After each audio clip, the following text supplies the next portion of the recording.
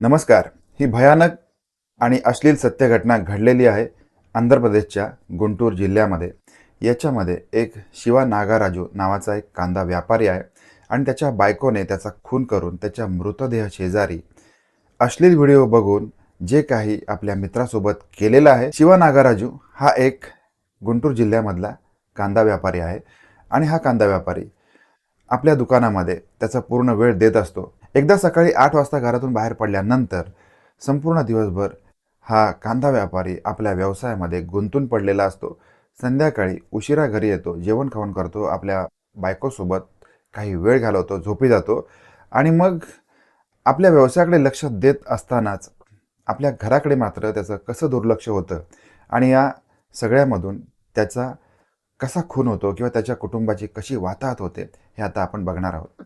तर हा जो शिवा आहे, हा शिवा आपल्या व्यवसायामध्ये व्यस्त असताना त्याची बायको, तिचं नाव आहे माधुरी, ही मात्र अय्याशी करत होती.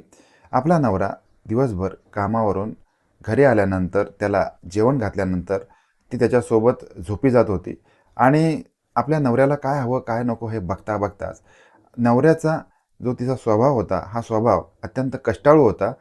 तो दिवसभर आपल्या व्यवसायामध्ये मेहनत करत असताना तिची मात्र अपेक्षा होती, की आपल्या नवऱ्याने आपल्याला जास्त वेळ दिला पाहिजे, आपल्यावरती जास्त खर्च केला पाहिजे. पण हा जो व्यापारी आहे, याला मात्र ही सगळ्या गोष्टी शक्य नव्हत्या, कारण व्यवसायाकडे त्याला लक्ष देणं भाग होतं. याच्यातूनच मग त्याची बायको माधुरी ही एका तरुणाच्या प्रेमामध्ये पडलेली आहे. त्याचं नाव गोपी आणि याच्या दोघांमध्ये आता प्रेमसंबंध सुरू झालेले आहेत. प्रेमसंबंध हे प्रेमसंबंधापुरते न राहता यांच्यामध्ये शारीरिक संबंध सुरू झालेले आहेत. आपला नवरा व्यापारासाठी, कामधंद्यासाठी बाहेर गेल्यानंतर गोपी घरी यायचा आणि या माधुरीसोबत या दोघांचे शरीर संबंध व्हायचे. भर दुपारी, भर वस्तीमध्ये हा गोपी त्यांच्या घरी यायचा आणि घरी आल्यानंतर मग दोघांमध्ये नवरा बायकोप्रमाणे शारीरिक संबंध चालायची. ही अत्यंत भयानक आणि दुर्दैवी अशी घटना जेव्हा शिवाला समजली, तेव्हा मात्र त्याचं डोकं जागेवरती राहिलं नाही. अरे, आपण आपल्या कुटुंबासाठी, आपल्या बायकोसाठी दिवसभर राबतो आणि दुसऱ्या बाजूला आपली बायको मात्र एका दुसऱ्या तरुणासोबत, दुसऱ्या व्यक्तीसोबत अय्याशी उडवतोय. हे ऐकून त्याच्या रागाला पारावार राहिलेला नव्हता. तरी देखील त्याने आपल्या बायकोला पूर्णपणे समजवण्याचा प्रयत्न केलेला होता, की तू दुसऱ्या तरुणासोबतचे तुझे संबंध सोडून टाक. मी आपल्या कुटुंबासाठी मरमर करतो, राबतो. तू मात्र बाहेर जाऊन गुलछड्या उडवते. आणि आता त्याने आपल्या बायकोला समजवण्याचा पूर्ण प्रयत्न केलेला असताना देखील त्याचा प्रयत्न मात्र निष्फळ ठरत होता. त्याची बायको माधुरी ही मात्र आपल्या मित्रासोबत रात्रंदिवस मौजमजा करत होती. आपल्या मित्रावरती खर्च करत होती. तो देखील तिच्यासोबत शारीरिक चाळे करत होता. तिच्या शरीराची प्रत्येक हौस तो पुरवत होता आणि त्याच्यासोबत शरीरसंबंधामध्ये असताना ती मात्र आपल्या नवऱ्याला पूर्णपणे विसरून जात होती. दोघेही बेडरूममध्ये असताना, एकमेकांसोबत शरीरसंबंध ठेवत असताना इतर मंडळी काय म्हणतील, समाज काय म्हणेल किंवा आपल्या आजूबाजूची मंडळी काय म्हणतील, याकडे या त्याच्या बायकोचं, माधुरीचं लक्ष नव्हतं. इतर मंडळींमध्ये मात्र या सगळ्या गोष्टीची आता चर्चा खुमासदारपणे रंगायला सुरुवात झालेली होती. आजूबाजूचे शेजारी दिवसभर हाच विषय आपल्या गप्पांमध्ये घेत होते, की शिवाची बायको माधुरी ही आपल्या नवऱ्याला कशी बगल देते किंवा आपल्या नवऱ्याला बाजूला ठेवून आपल्या प्रियकरासोबत कसा वेळ घालवते, त्याच्यासोबत कसे संबंध ठेवते. या सगळ्या गोष्टींची चर्चा आता शेजारी पाजारी आजूबाजूच्या गावांमध्ये देखील होत होती आणि या सगळ्या गोष्टीचं टेन्शन शिवाला येत होतं. त्याच्यामुळे मग शिवा आणि माधुरीमध्ये हलकेच वरचेवर भांडणं होत होती. गोपीसोबत प्रेमामध्ये आणि शरीर संबंधामध्ये असल्यामुळे मात्र माधुरीने आपल्या नवऱ्याला हळूहळू वरचेवरती बाजूला करायला सुरुवात केलेली आहे. नवरा तिच्याकडे जेव्हा जेव्हा शरीर संबंधाची मागणी करत होता, त्या वेळेला माधुरी मात्र त्याला दूर सारत होती आणि आपल्या मित्राला जवळ करत होती. आणि आता या सगळ्यामधून माधुरी आणि शिवा यांच्यामध्ये भांडण होत होतं. भांडण सुरू झालेलं होतं.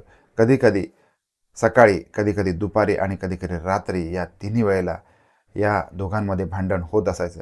आजूबाजूचे लोक मात्र या सगळ्या गोष्टींचा आनंद घेत होते. आणि आता वरचेवर तिचा मित्र गोपी याचं येणं देखील वाढलेलं होतं.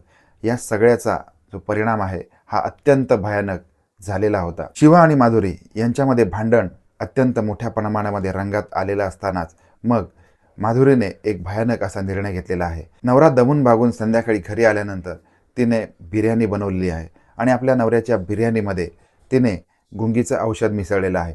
नवरा झोपी जाण्यासाठी गेलेला आहे आणि त्याच्यानंतर तो गाढ झोपी गेलेला असताना रात्री 11 वाजता तिचा मित्र गोपी त्याच्या घरी आलेला आहे. गोपीने माधुरीचा नवरा शिवा याच्या छातीवरती बसलेला आहे.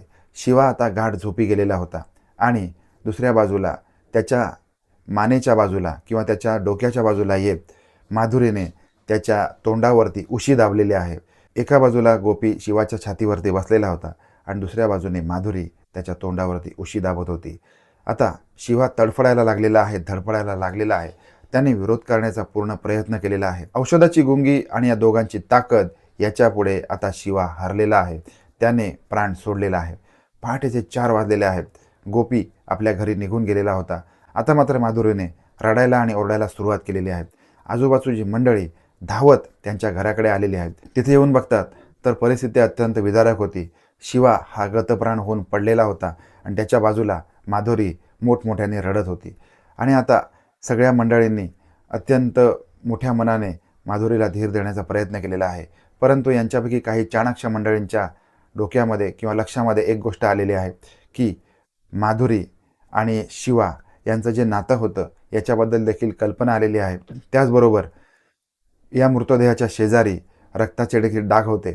त्याचबरोबर झटापट केल्याच्या खुणा होत्या.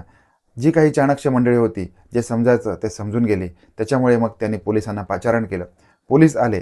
पोलिसांनी हा मृतदेह ताब्यामध्ये घेतला आणि मग जो तपास होता या तपासामध्ये पोलिसांना देखील कळलेलं होतं की शिवा आणि माधुरी यांचं नवरा बायकोचं नातं काही वर्षांपासून चांगलं नव्हतं. त्याचबरोबर गोपी आणि माधुरी यांचे असलेले शरीर संबंध, प्रेम संबंध हे देखील पोलिसांच्या कानावरती गेलेले होते. त्याच्यामुळे मग पोलिसांनी शिवाचा मृतदेह याचं पोस्टमॉर्टम केलेलं आहे. त्यावेळेला मग त्याचा श्वास गुदमरून मृत्यू झालेला आहे असं कारण पोलिसांना दिसलेलं आहे. त्याच्यामुळे मग पोलिसांनी माधुरीला ताब्यात घेतलंय, तिचा मोबाईल तपासलाय. त्यावेळेला अशी माहिती समोर येते, शिवाचा मृत्यू झाल्यानंतर गोपी आणि माधुरी यांनी अश्लील व्हिडिओ बघितलेले आहेत आणि या मृतदेहाच्या कडेला बसून शरीर संबंध देखील केलेले आहेत अशी देखील माहिती समोर येत होती. आता हा सगळा प्रकार अत्यंत धक्कादायक होता.